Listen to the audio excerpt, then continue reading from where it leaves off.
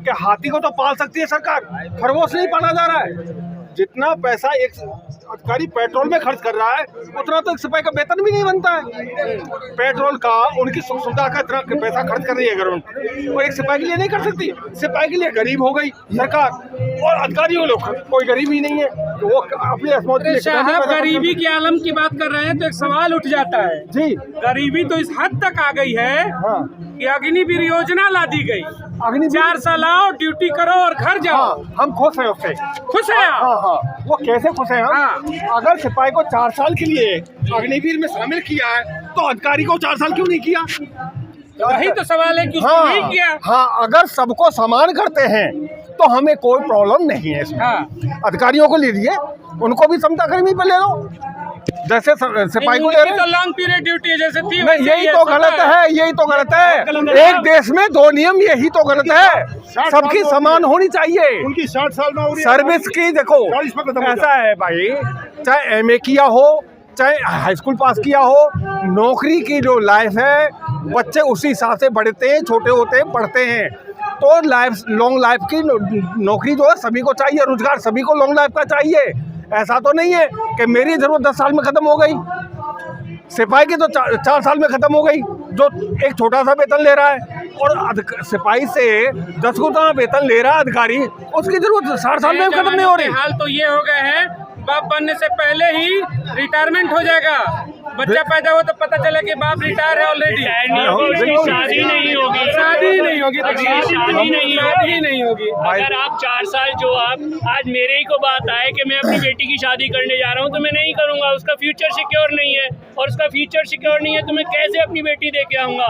तो ये योजना सही नहीं है। या तो आप सार्वजनिक लागू करें, किसी भी सर्विस में हो, सिविल सर्विसेज हो या आर्मी हो या नेवी हो या एयरफोर्स हो, सब में आप 4 साल कर दीजिए। और अपने संसद में भी वही प्रस्ताव ले आइए कि 4 साल ही आप राजनीति कर सकते हैं, 4 साल के बाद आपको जाना पड़ेगा। यही सवाल होता है।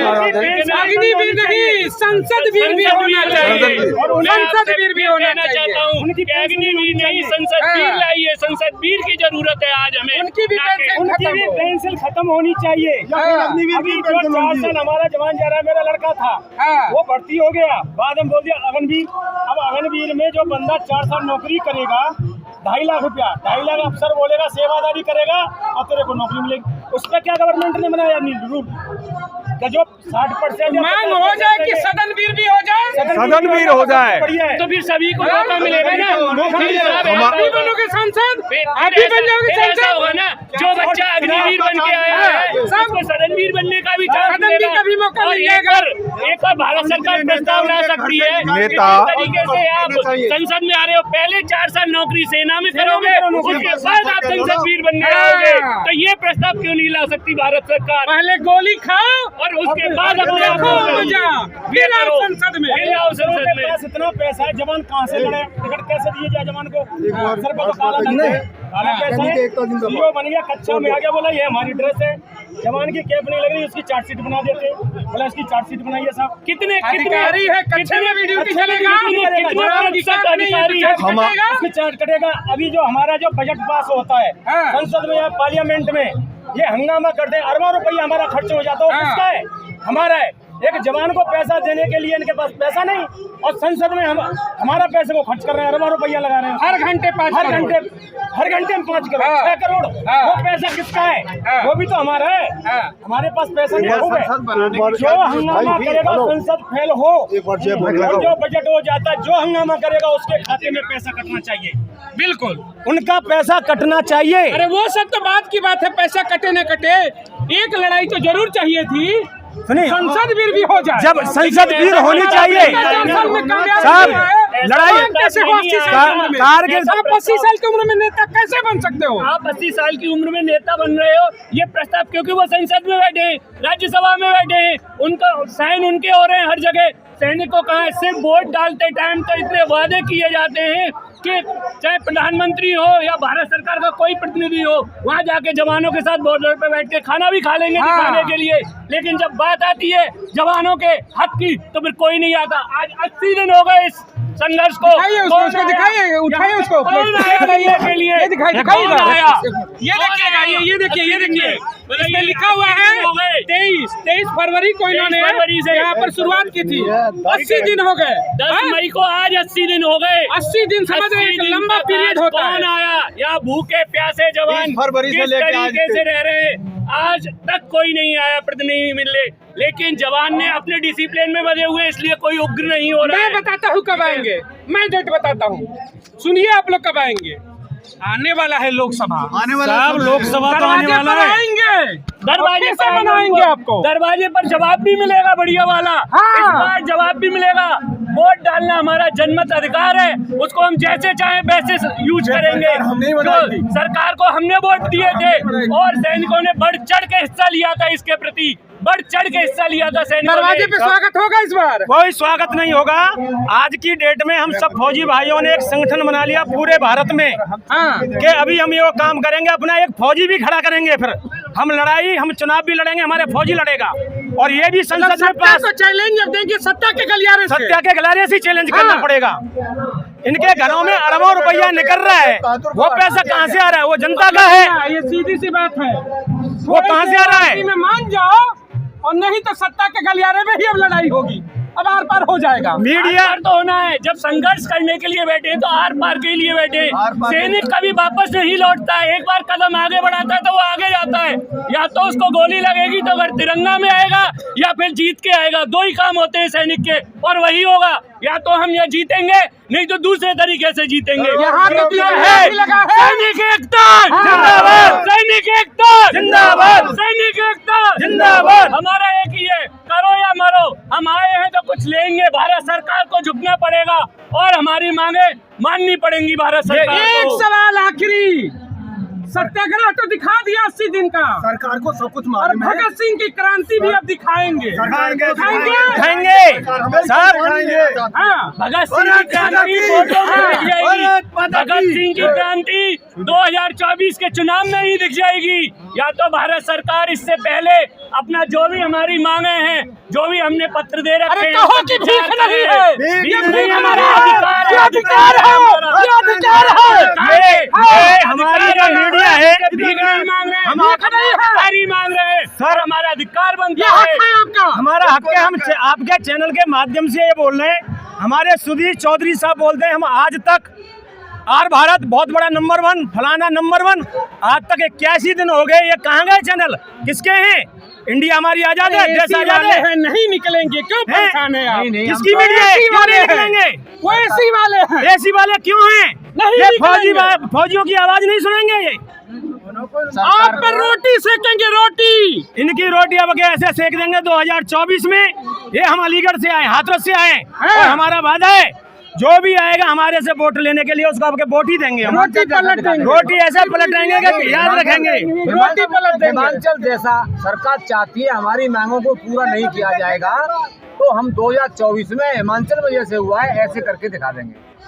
सत्ता ही पलट देंगे, सत्ता ही पलट जाएगी, बिल्कुल सत्ता पलट देंगे, क्योंकि आर्मी थोड़ा नहीं है, तो बहुत आपका हक तो अधिकारियों ने खाया है। अधिकारियों ने खाया तो अधिकारियों को भी तो मालूम चलेगा अधिकारी कैसे क्या कर रहे हैं। कौन भारत सरकार? हमें 7th पे कमीशन जब आउट हुआ था, हमारे जनरल से लेकर के नीचे तक सभी अधिकारियों ने, और हमारे जनरल साहब ने स्पेशली बोला था कि ORP जब ये 1 और 2 और 7th पे कमीशन हुआ था, उसमें ये बोला गया था कि इक्वल MSP इक्वल होगी, जबकि इतना डिफरेंस क्यों किया गया? तो इसके लिए यदि सरकार नहीं जागेगी तो हम सरकार को हिमाचल के तौर पे, जैसे हिमाचल में हुआ है, ऐसा ही करके दिखा देंगे। एक सवाल आपका जवाब दे दिए आप लोग, बहुत बड़ा सवाल ही उठता है। इतनी बड़े अधिकारी हैं सेना में, आपने कहा 97% मतलब 3%, और 97% आप हैं। एक भी अधिकारी का मतलब दिल नहीं पसीजा कि भाई चलते हैं एक बार मिल लेते हैं, अपने बच्चे हैं, अपने जवान हैं, बैठे हैं, एक बार बात तो कर ले। एक भी जवान का कॉल आया क्या आपके पास? फोन आया क्या? अगर अधिकारी का दिल पसीजता तो बटालियनों में हमारे जवानों के ऊपर इतने अत्याचार नहीं होते। आज आए दिन इतनी आत्महत्याएं होती हैं, वो इतना प्रेशराइज हो जाता है हमारे जवान के, जिससे कि सुसाइड कर लेता है। ये देन किसकी है? अगर यही आप अभी थोड़ी देर पहले कह रहे थे कि भारत सरकार नहीं अधिकारी, भारत सरकार नियम लागू भारत सरकार करती है। जब संविधान के नियम बन जाएंगे कि ऐसा कोई ना करा सकता और ये नियम है, तो उनके मुताबिक हर किसी को चलना होगा। जिस तरीके से सैनिक चल रहा है उसको अधिकारी को भी चलना होगा। तो ये नियम बनाने का नियम कितना है, कानून बनाने का संसद प्रस्ताव लाएगी, संसद प्रस्ताव लाएगी। एक वीडियो वायरल हुई थी उत्तराखंड की, आपके ही विभाग के थे बड़े अधिकारी, कहा कि बहुत धरना कर रहे हो, पेंशन भी बंद करा देंगे। है क्या ऐसा कुछ सही है? सही है, ऐसा नहीं होगा। उनकी पेंशन बंद हो जाए, उनकी पेंशन को हमेशा दबाया है तो उनको पता है पेंशन बंद हो सकती है। दबा देंगे, हम सैनिकों को दबा देंगे। मेरे साथ हुआ, मैं आर्मड से हूँ, CIH आर्मड से 21 आर्मड। जब मैं नौकरी कर रहा था तो मैं उस टाइम पे जवान था, एक लेफ्टिनेंट आता है, उसका नाम था PM त्रिपाठी। तो जैसे हमारे टैंक होते हैं, चार्ज में ड्राइवर था, तो हम पोखरन में थे, तो मेरे से आके बोलता है भाई मैंने ये गाड़ी चलानी है, कैसे चलती है? उसमें हैंडल स्कूटर की तरह होता है। तो मैं बोला साहब शाम को अधिकारी से पूछना पड़ेगा। उसने स्टार्ट किया और कपोला पे बैठ जाता, पैरों से चलाता है इसको, जिसकी हम पूजा करते हैं। अब मेरे को डांट पड़ी, भाई ये कौन ले गया? मैं गया भागा हुआ पीछे पीछे में, साहब रुकिए। 2-3 बार मैंने उसको गाड़ी के नीचे से निकाला। मैं बोला साहब देखो इसमें कोई नट गिर गया, नीचे से कोई प्लेट गिर गई है। उसको घुमाया, गाड़ी स्टार्ट करी, मैं ले आया। वो मेरे से चढ़ गया, उसने नाम नोट कर लिया। 8 साल के बाद वही CO बन के, कर्नल बन के यूनिट में आता है और कंप्यूटर में देखता है ये विष्णु कुमार कहाँ है, ठकुरेला जी। मैं बैठा था गुजरात में, मेरे को वहाँ से पोस्टिंग बुलाया और मेरे से बोला मैं तेरे को नौकरी नहीं करने दूंगा। मैं बोला साहब मैं नौकरी करूंगा। चैलेंज से उसने मेरे को 20 साल 7 महीना के अंदर मेरे को घर भेज दिया। आज मैं उस केस को लड़ रहा हूँ और कोई, वो अधिकारी था, ऐसे ऐसे व्यवहार किया जाता है और हमारे साथ इतना अन्याय होता है। 4 लाख रुपया में खर्च कर चुका हूँ मगर कोई सुनवाई नहीं है। मतलब अधिकारियों के द्वारा इस तरीके का व्यवहार किया जाता है कि धमकी होता है, धमकी और सेवा करो, मेरी बात मानो या फिर खेलने को तैयार हो जाओ। 4 साल की जो ये योजना निकाली है, एक जवान को करीबन 2.5 लाख रुपया मिलेगा। अब उसकी जो सेवा करेगा, रूल तो बना नहीं है, आगे बढ़ जाएगा, आगे बढ़ जाए। 4 लाख मेरी जेब में रख दे, तेरे को मैं परमानेंट करा देता हूँ। ये धंधा है इनका, उसका भ्रष्टाचार शुरू है। भारत सरकार ने उसके लिए क्या नियम दिया कि वो सिविल में एग्जाम देगा कि क्या एग्जाम देगा? वहाँ पे उन्हीं का एग्जाम होगा, वही अधिकारी कॉपियाँ चेक करेंगे। आपको बोल दिया आप इसको पास कर देना, इसको मत कर देना। तो पॉकेट गरम करो होगा जो सिविल में चल रहा है। तो सबसे बड़ी जो आज हम जिस गुलामी के अगेंस्ट लड़ रहे हैं, कल वो गुलामी ज्यादा हो जाएगी। तो आज भारत सरकार को कुछ नियम भी तो बनाने चाहिए थे उससे पहले। आज सैनिक क्यों सड़क पे उतरे? ऐसा पहले कभी हुआ था? 75 सालों में तो नहीं हुआ था कि सैनिक सड़क पे आए। सैनिक जब कुछ ज्यादा हुआ तभी तो बाहर निकले, नहीं तो सैनिक एक अनुशासन में बंधा हुआ होता है और आज वो सड़क पे आया है। इसका कुछ ना कुछ कारण है। भारत माता के जयकारे के साथ कम से कम आप बताइए क्या कहना चाहते हैं? साहब जी ये जो 12 पेंशन हुआ था तो मैंने मोदी को चिट्ठी लिखी अच्छा कि हमारा जो मिलता था DA लगा करके उसमें से 1000 रुपये कम कर दिया बैंक वालों ने। ऐसा हुआ तो ये बिल्कुल सही है, हम तभी आए, ये परेशान हो रहे हैं। लड़ाई चलेगी। जी जी जी लंबी चलेगी। चलिए बहुत बहुत धन्यवाद।